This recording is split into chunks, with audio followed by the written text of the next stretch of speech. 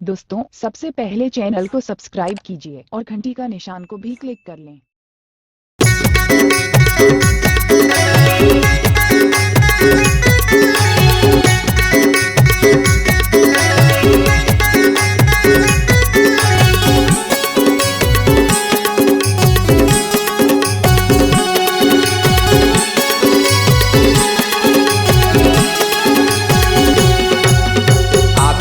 आबे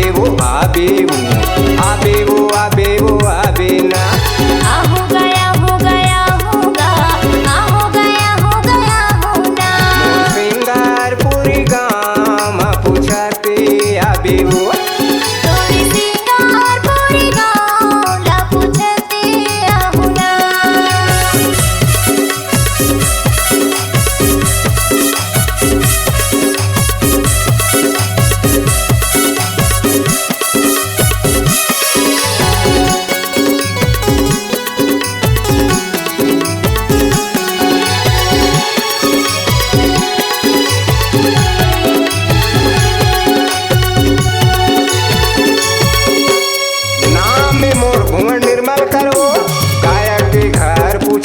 मड़वा महल पार रहा वो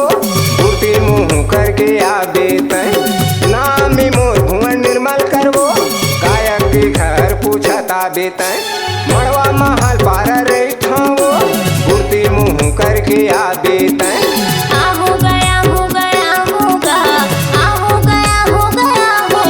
तोरी सिंगारपुरी गाँव ला पूछते होना तोरी सिंगारपुरी गाँव ला पूछते होना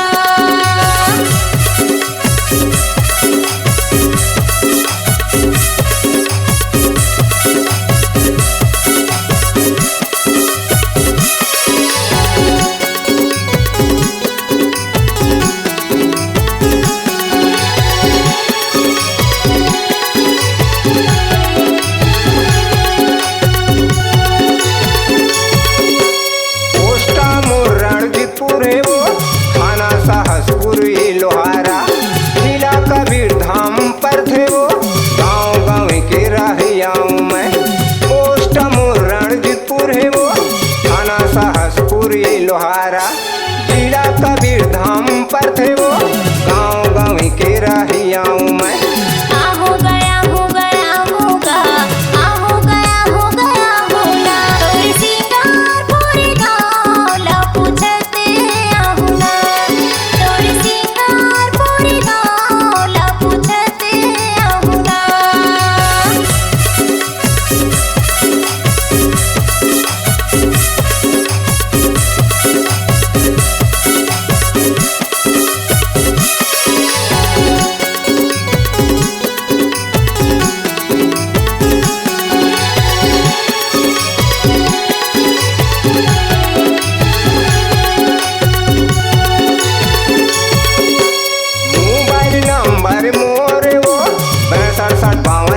बेचाली से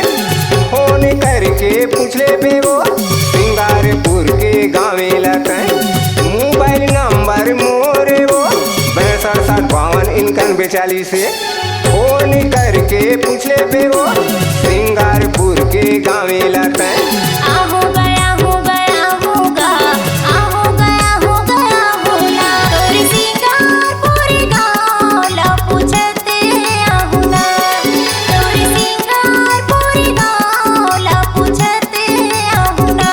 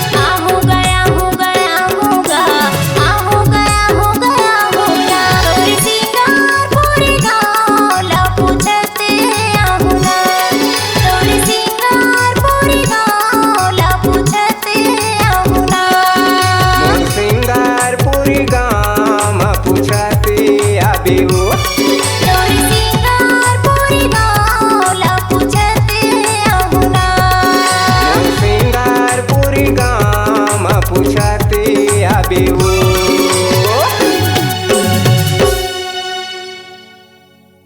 दोस्तों सबसे पहले चैनल को सब्सक्राइब कीजिए और घंटी का निशान को भी क्लिक कर लें।